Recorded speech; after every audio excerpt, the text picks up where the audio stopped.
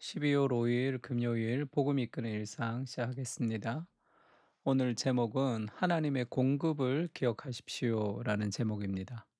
그 시기와 질투가 있죠, 우리 안에. 그러면 내 안에 하나님이 주신 은혜를 바라보지 못하고 다른 사람의 가치를 인정하지 못하게 됩니다.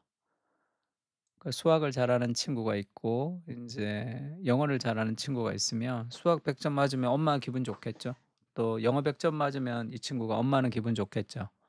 그러나 영어를 100점 맞은 사람을 수학을 100점 못 맞은 사람은 시기할 수도 있겠죠.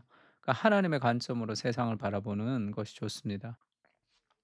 교회도 마찬가지죠. 우리 옆에 교회가 있다면 하나님 나라의 관점을 가지지 못하면 저 교회가 잘 되는 게 별로 안 좋아 내가. 그렇게 되면 그건 경쟁 관계가 되는 거죠. 그것은 우리를 영혼을 썩게 만듭니다. 그러니까 사울은 다윗을 질투하면서 자신의 가치를 폄하했죠. 사울은 천천히요 다윗은 만만이라는 그 여인들의 노랫소리가 사울의 인생을 망쳤습니다. 그 시기하는 거, 질투하는 거, 인스타 같은 걸 보면서 이제 동경하는 거, 그 모든 것들이 불신에서 나왔다는 걸 알아야 돼요. 그냥 정상적인 게 아니라. 그 영화 아마데우스를 보면 이 살리에르라는 사람이 나오죠. 이 사람도 아주 잘하는데 모차르트보다 더 잘하고 싶었습니다. 내가 더 열심히 노력하는데 왜 노력도 안 하는 저런 신앙심도 없는 모차르트가 더 음악적인 재능이 있는가 거기에 분노하고 질투하면서 하나님을 원망하죠. "더 이상 당신과 이제 내가 거래하지 않습니다." 이렇게 얘기합니다. "불공평하다." 그렇게 생각하는 거죠. 그 질투는 내 안에 부족한 것을 보게 하고 결핍에 집중하게 하는 영혼의 독이죠. 영혼이 다 썩어 들어갑니다.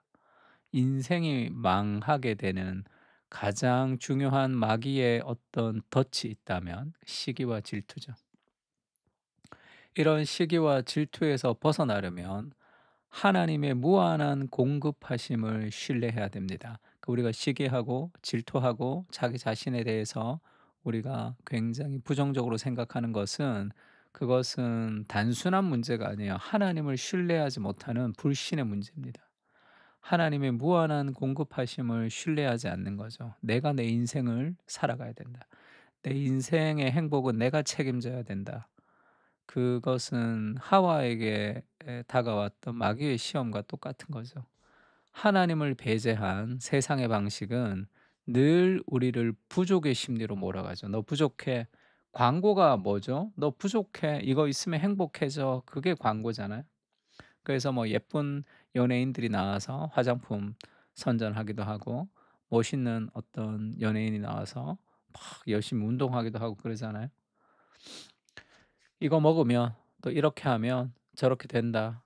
너는 지금 부족하다. 너 오징어다." 뭐 이렇게 얘기하는 거죠. 그것에 자극을 받아서 우리가 그렇게 되어가고 싶은 타인의 욕망을 욕망하면서 인간은 욕망의 도구가 되어 갑니다. 그러나 전능하신 하나님이 내 아버지가 되심을 신뢰할 때 우리는 풍요와 만족의 마음을 가지게 됩니다. 뭐 제가 DNA 검사를 했더니 우리 엄마 자식이 아니야. 몰랐어 내가 평생. 고아원에서 주워온 자식이었다는 걸 알았습니다. 근데 우리 아버지가 봤더니 이건희 회장인데 배다른 동생, 배다른 아들이었어. 그래서 이재용의 배다른 형님, 배다른 동생이 나였단 말이에요. 만약에 그렇다 하더라도 우리가 굉장히 뭐 돈 걱정 안 하겠죠. 아버지가 이건이고 내가 배다른 아들이니까 하나님을 그 정도만도 못한 존재로 생각해서는 안 된단 말이에요. 인간의 한계 아래서 시기와 질투로 인생을 낭비하지 마십시오. 무한하게 공급하시는 하나님을 바라보십시오. 하나님은 우리에게 흔들어 넘치도록 안겨주시는 분이십니다. 또한 자신의 아들을 우리에게 주신 분이십니다.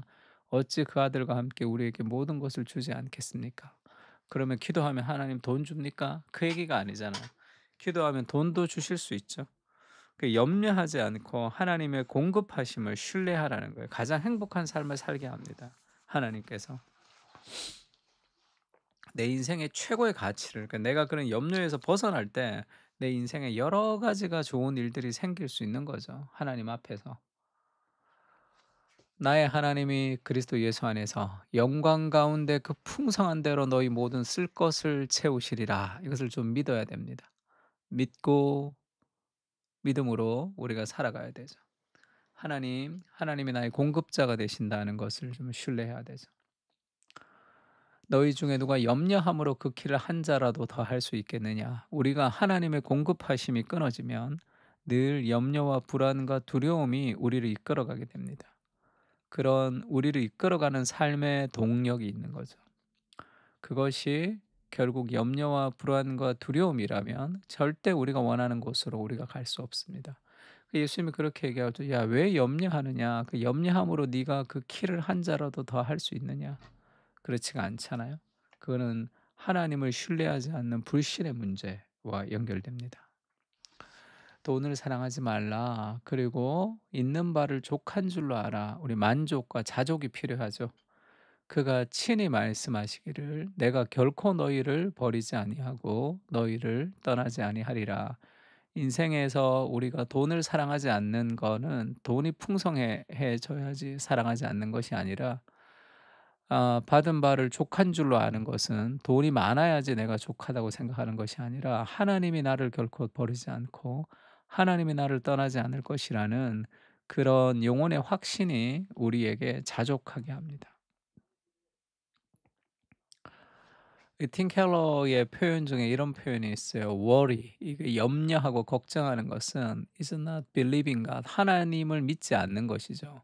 We'll get it right 하나님이 그 일들을 정말 올바르게 할 것이다. 선하게 할 것이다. 그 일을 아름답게 이룰 것이다라는 그런 신뢰, 그 믿음이 없을 때 우리가 염려하죠.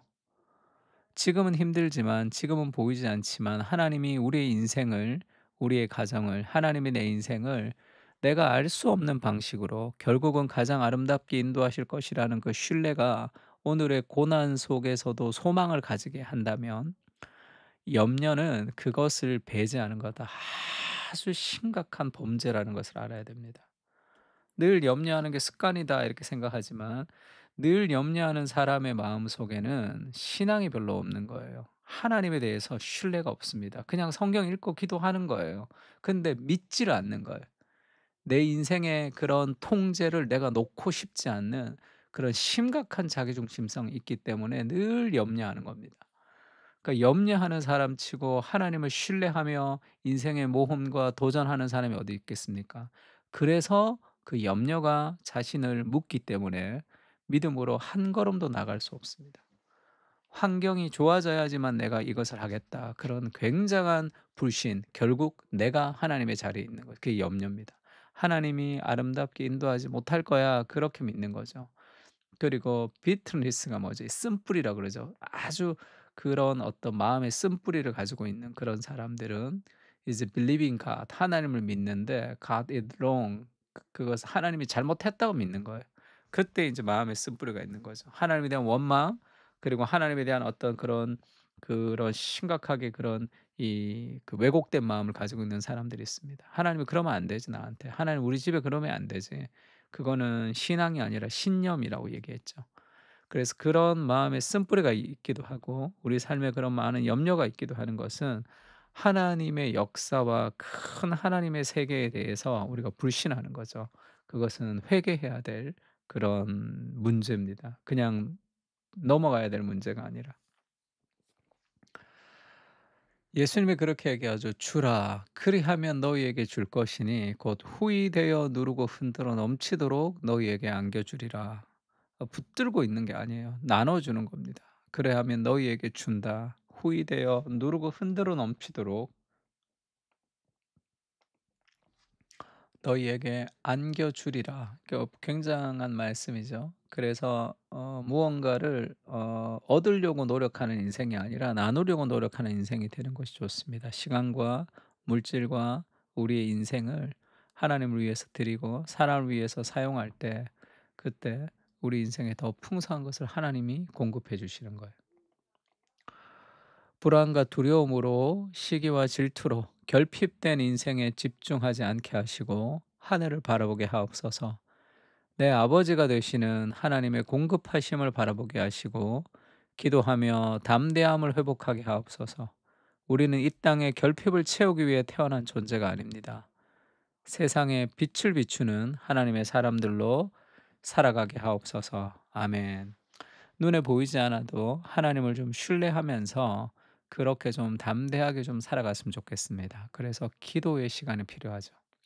하늘을 보는 시간, 하나님이 나와 함께 하시고 나를 사랑하신다는 그 깊은 확신의 시간이 필요합니다. 그때 눈앞에 있는 삶의 현실에 우리가 완전히 매몰되지 않을 수 있는 거죠. 기도를 통해서 하나님의 공급하심이 열려 있다는 것을 기억하고 하늘의 공급을 누리며 살아가는 우리가 되었으면 좋겠습니다. 다 같이 기도하겠습니다.